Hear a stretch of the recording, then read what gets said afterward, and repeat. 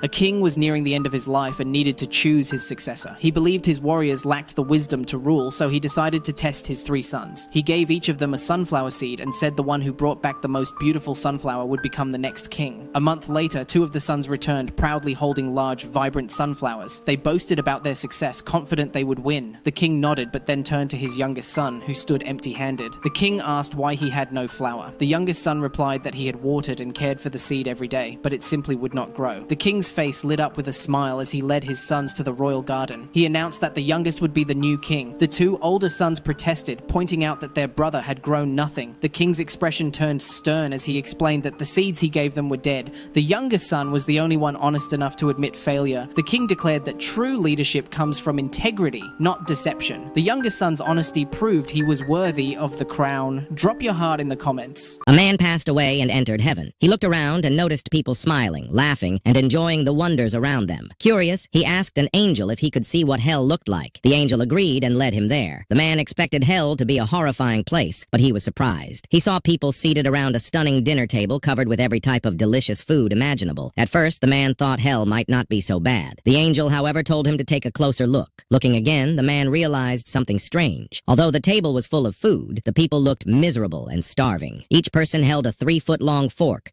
so long they couldn't feed themselves. They struggled to eat, but failed, unable to take a single bite. The angel then brought him back to heaven. To his surprise, he saw the same scene. A table piled high with food and people holding the same long forks. But here, everyone was joyful and well-fed. The man was confused. He asked the angel why things were so different. The angel explained that in heaven, people used the long forks to feed one another. They cared for each other, and that made all the difference. The man smiled, realizing that the key to happiness and fulfillment is helping others. A little boy passed away and arrived at the gates of heaven. Shortly after, a wealthy politician also arrived at the same gate. A mysterious man holding a golden key appeared. He greeted the politician warmly, ignoring the boy. The man opened the gate, ushered the politician inside, and shut the door. The boy stood outside, hearing joyful music and cheering as the politician was welcomed into heaven. He waited patiently as the sounds faded, leaving only silence. After some time, the mysterious man returned. He opened the gate again and welcomed the boy inside. The boy entered, expecting music and celebration, but everything was quiet. Angels greeted him with warm smiles, but there was no singing or cheering. Confused, the boy looked up at the man with the golden key and asked why no one sang for him as they did for the politician. He wondered if he had done something wrong. The man knelt down and smiled gently. He explained that the boy was just as special and would enjoy all the happiness of heaven. But then he added, "Sweet children like you arrive in heaven every day, bringing constant joy. A wealthy politician like him, however, comes here only once in 100 years. The boy smiled, understanding his place was just as cherished, and joined in the peace and love of heaven. Drop your heart in the comments. A man passed away, leaving a cryptic note behind. Forgive me for my wrongs. Don't pray for me, just bring cookies to my coffin. His mother, puzzled but devoted, baked his favorite cookies and placed them beside him at his funeral. On the other side, the man arrived at the gates of paradise, clutching the cookies. A stern gatekeeper blocked his way. You're not welcome here. Your crimes are too great. The man held his ground. Maybe so, he said, but let me give these cookies to the children inside. It's a small way to make amends. Reluctantly, the gatekeeper cracked the gate open. Only for the cookies, he warned. The man called out, "Children, I have cookies." Their laughter filled the air as they rushed to the gate. Amid the commotion, the man slipped through. The gatekeeper, realizing he'd been tricked, rushed to God. "What should I do?" God smiled gently. "Let's find a lawyer to sort this out." After searching, the gatekeeper returned, confused. "There are no lawyers here." God chuckled. "Of course not. This is paradise. Let him stay. Everyone deserves a second chance." And so the man stayed, proving that even the most flawed souls can find their way back with a little sweetness and redemption.